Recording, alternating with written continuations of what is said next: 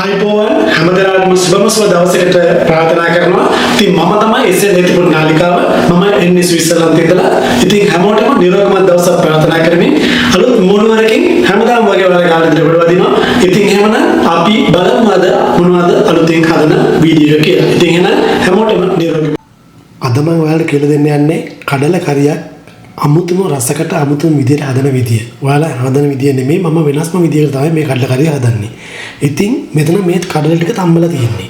කඩල ගෑම් 250ක් හොඳට තම්බලා තියෙන්නේ. හොඳට පොඩි වෙන්න මෙරි වෙන තම්බ ගන්න ඕනේ. ලුණු ගෙඩි භාගයක් චීනියට ලියාගත්තා. සුදු ලුණු පිටි 3ක් විතර මෙතන වෙනම ස්ලයිස් කපා ගත්තා. මෙතන තියෙනවා තුන පහ කුඩු තේ හැඳි, තේ හැන්දා, මිරිස් කුඩු තේ හැන්දා. අම්ම මිරිස් කරල් දෙක තුනක් මෙන්න කපලා තියෙනවා. කරපිංච අහුරක්. ඒ වගේම කහ කුඩු තේ හැන්දා. තේ හැඳි භාගයක්. ඒ වගේම කුණු පිටු කෑල්ලක්. ලුණු කුඩු අවශ්‍ය ගන්නට මෙතන තියෙනවා මිටි කිරි මිටක් ඒ වගේම දිය කිරි. හරි? මෙතන තියෙනවා කඩල කරියට වෙනම කාලේ මේ වේලිච්ච මිරිස් කඩලා තියෙනවා දෙකට තුනට. ඒ වගේම කරපිංච ලුණු ගෙඩි භාගයක් ස්ලයිස් කපලා තියෙනවා. කෑලි මිරිස් තේ හැන්දක් අවශ්‍ය කරන උණුහාල් අබ සුදු ලුණු බිකි 8ක් විතර ස්ලයිස් කපලා තියෙනවා. ඉතින් මේ ටික තමයි අපිට අවශ්‍ය කරන්නේ මේ කඩල කරිය හදන්න. ඉතින් එවනම් වැඩි වෙලා ගන්න නැතුව යමු අපි ඊළඟ පියවර මොකක්ද කියලා බලමු. හරි. දැන් මම බලන්න ලිපේ තිබ්බ. දැන් මේකට මොකුත් තෙල් දාන්නේ නැහැ. තෙල් ටිකක් වෙනම ඕනේ අපිට. දැන් කඩල් එක දානවා මේකට. ඊට පස්සේ දාන්න පොල් කිරි ටික මේ මිටි කිරි මේ දිය කිරි ටික. දැන් තුන පහ කුඩු එක. ඒ වගේම කුරුඳු පුතු කෑල්ල ටික. ඊට පස්සේ අපි ගන්නවා මේ ලියාගත්ත ලුණු ටික. අම්මිරිස් ටික. සුදු ලුණු ටික. කරපිංච. මම කහ කුඩු පොඩ්ඩක් දානවා. තව චුට්ටක් මම ඉතුරු කර ගන්නවා ටෙම්පරාදුර දාද්දි. ඊට පස්සේ මිරිස් කුඩු. දැන් මේක හොඳට ඔන්න සේරම කලවම් කරා. දැන් ඔයාලා මේක ලුණු දාන්න අවශ්‍ය කරනට දැන් මේක හොඳට උයවන්න. දැන් මේක හොඳට උතුරවන්න. හරි? ගොඩක් කලා යන්නේ දැන් කල්ල තැම්බිලානේ තියෙන්නේ. දැන් මේ පහේ ටික මේක තැම්බෙන්න අරින්න. ඊට පස්සේ ඊළඟ පියවර මම කියන්න මොකද කරන්න ඕනේ කියලා. දැන් ඔන්න කඩල කරිය තැම්බලා තියෙනවා. දැන් මේ පහේ ටික කඩල තැම්බලා තියෙන්නේ කොහොමද? පහේ ටික තැම්බ ගන්න අපිට ඕනේ. දැන් ඔන්න හරි. දැන් ඔයාලා මම දෙයක් කියන්න. මේ වගේ මේකක් නැත්තම් ඔයාලා ගන්න බෝතලයක් වගේ. හරියට මෙහෙම පොඩ්ඩක් මේ කඩල කරිය පොඩි කරන්න. මේ විදිහට පොඩි කරන්න. හරිද? ලිපේම තියාගෙන මෙහෙම උතුරන ගම මේ විදිහට පොඩි කරන්න. දැන් වෙනවනේ පොඩ්ඩක් පොඩි වුණා නැති ගොඩක් නෙමෙයි සාමාන්‍ය යන්න. ඔන්න දැන් ඒකත් හරි. දැන් ඉස්සරහ මේ කිරි ටික දාන්න.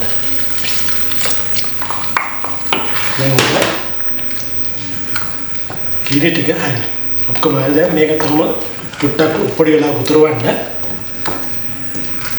හරි. බලන්න පාට කොහොමද කියලා. තවත් ලස්සන වෙනවා. තව පොඩි වැඩක් තියෙනවා කරන්න. හරි. තවත් රස වෙනවා. ඔන්න දැන් අපි මේක හරි. ඊට පස්සේ අපි මම මේක පැත්තට ගියාම මම පෑන් එකක් වෙනම තියාගන්නවා. දැන් අපි මුලින්ම කරන්නේ දැන් මෙන්න මේකේ රහස තමයි මේක. දැන් අපි තෙල් ටික දාගන්නවා.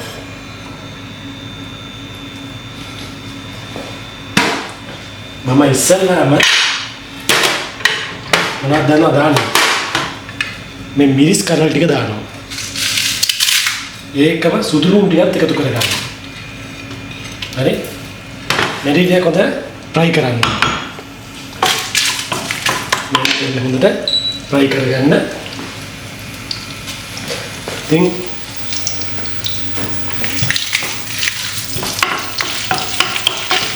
මේක හොඳට මෙහෙම ෆ්‍රයි වෙනවා. සුදු ලුණු ටික හොඳට බ්‍රවුන් කලර් වෙන්න ෆ්‍රයි වෙනවා. හරි?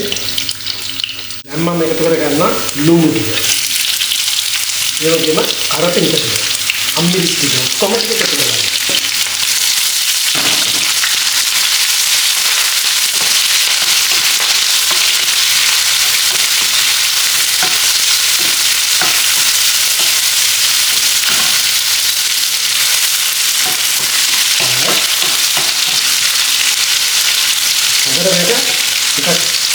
ब्राउन कलर है तो मेरे फ्राई कर देना है දැන් මේ අතරේ මම මේකට අතෙන් දා ගන්නවා මේ උඩු බලන්න ටික මේ උඩු අප ටික හරි මේකට වුණොත් දැන් මේකේ උඩින්ම පුපුරවනවා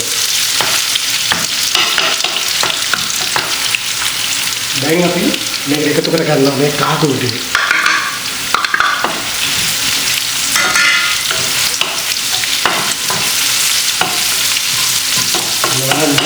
අස්සල ටෙම්පරේචර් කරනවා දැන් එකතු කරගන්න මේ කෑලි මිරිස් ටික. අපි පාරේ මේකට ලුණු දාලා තියෙන කන්න කරියට. අන්න මේ වගේ ලස්සන ටෙම්පරේචර්. හරි. දැන් අපි මේක දාන්න මේකට.